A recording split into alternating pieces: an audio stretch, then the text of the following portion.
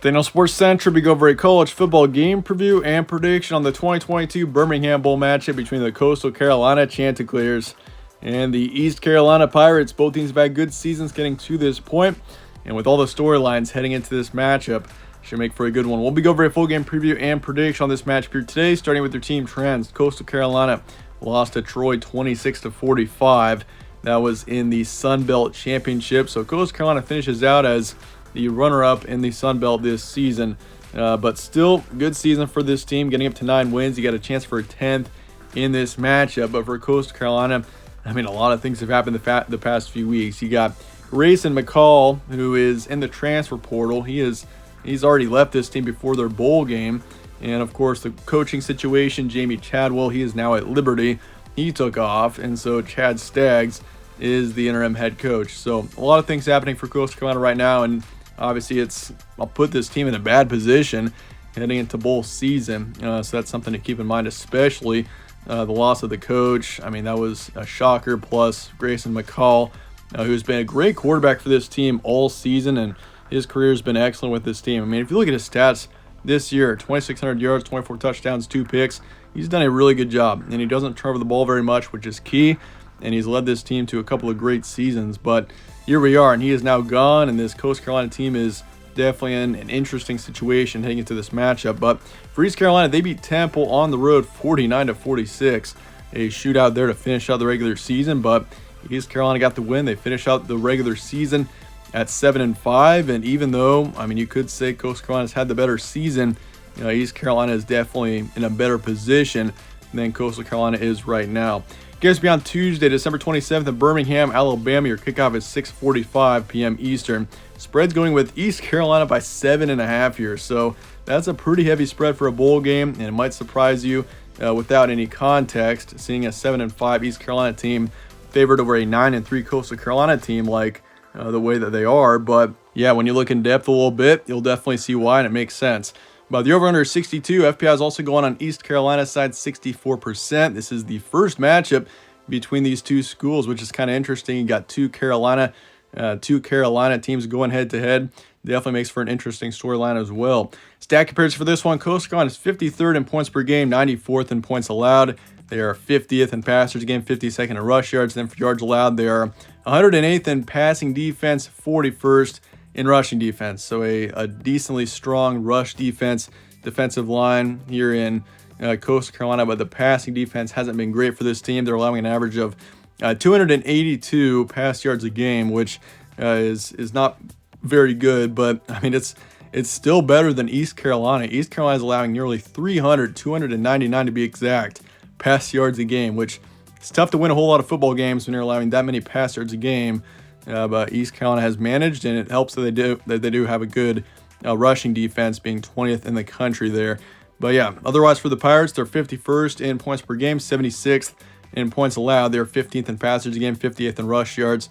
So a strong passing team as well here in East Carolina.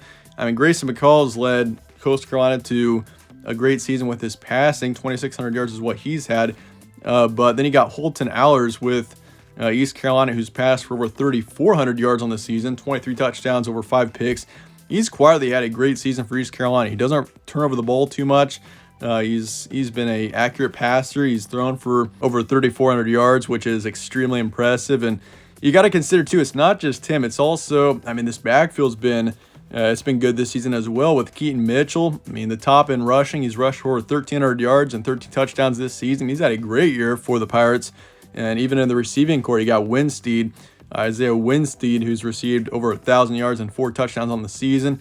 I mean, yeah, East Carolina, they got some power on this offense. They maybe don't have a whole lot of depth, but they got tremendous talent at the top, that's for sure. Recent matchups: Coastal Carolina, they lost to Troy 26-45. Once again, that was in the Sun Belt Championship. They lost to James Madison the week before, 7-47. That was an ugly loss. They beat Southern Miss before they had that off week. Of course, they were supposed to play Virginia. Unfortunately, that couldn't happen due to Virginia's unfortunate situation. So they beat Southern Miss, and they kind of had a bye in between the Southern Miss game and the James Madison game. But they beat the Golden Eagles there 26-23, beat App State 35-28, and also beat Marshall 24-13. As for East Carolina, they beat Temple in a shootout 49-46, had an ugly loss against Houston. Lost there 42-3. They lost to Cincinnati on the road 25-27.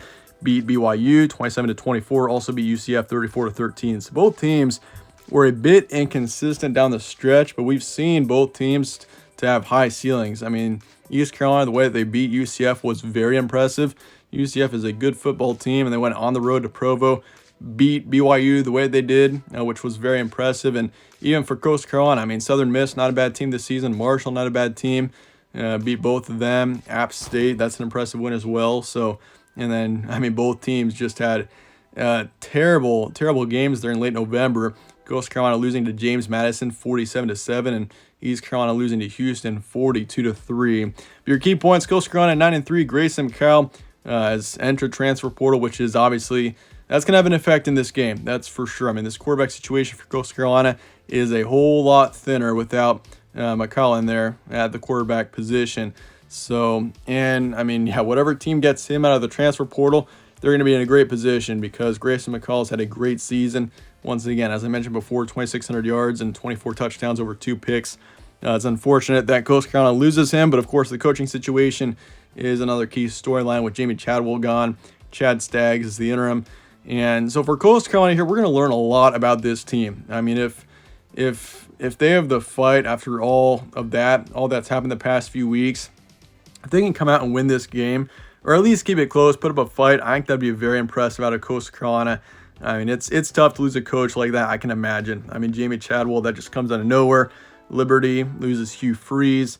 Jamie Chadwell goes in. I mean, it's a tough situation for Coastal Carolina, and that's a big reason why this team is an underdog. And if they had McCall in there, if things were the same, I'd definitely be picking Coastal Carolina in this game. But without him and without both the coach and the quarterback, I mean, it's gonna be different, and it's gonna be tougher for this team. I mean, to score points, it's gonna be tough. I mean, this team is gonna have to lean on the rushing game a lot more in this game with an experienced quarterback room moving into this matchup. So it might be a tougher one here for Coastal Carolina, but once again, this is a chance to learn a lot about what this team is made of, and I'm sure that Coastal Carolina is going to put up a fight in this one. But East Carolina, the Pirates, strong in the passing game. We mentioned that with Allers, who's put up over 3,400 yards, and once again, this is an offense that's got some firepower on it. They've got a poor pass defense, but a strong rush defense. That is something to keep in mind. So, I mean, for Coastal Carolina, even if they're wanting to run the ball here, it's going to be tough because East Carolina, that's where their strength is on defense, is defending the rush. They aren't very good at defending the pass. So whichever quarterback is playing in this game, it's going to be tough for Coastal Carolina here. But this team has got a high ceiling, East Carolina, but they're inconsistent. And that's kind of been the case for both teams. I feel like both teams have got high ceilings, but they've just been a bit inconsistent down the stretch. But that said, let's get the prediction here for Coastal Carolina and East Carolina coming up here in the Birmingham Bowl. I'll be going with East Carolina to win this one 31-20. I do think East Carolina wins this game.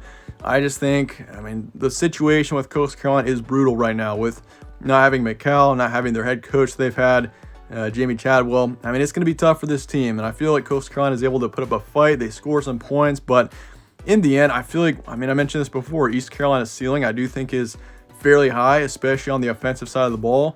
And if defensively they can get it done, I could see East Carolina definitely scoring 30, maybe even 40 points in this game.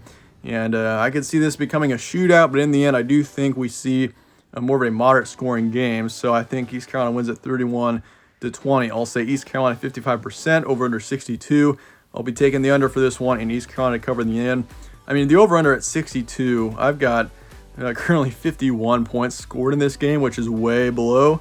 But I could still see it going either way. I just think East Carolina, I mean, they could score upwards of 40, and if they do get above 40 with this score and they allow 20 points to Coastal Carolina, it goes over. But in the end, I do think this game stays under. Coastal Carolina's defense at least holds East Carolina to getting up to that to 40. But that's let me know your thoughts in the comments below on this game, and I appreciate you guys watching as always. Stay tuned for more from All Sports Central. Catch you on the next one.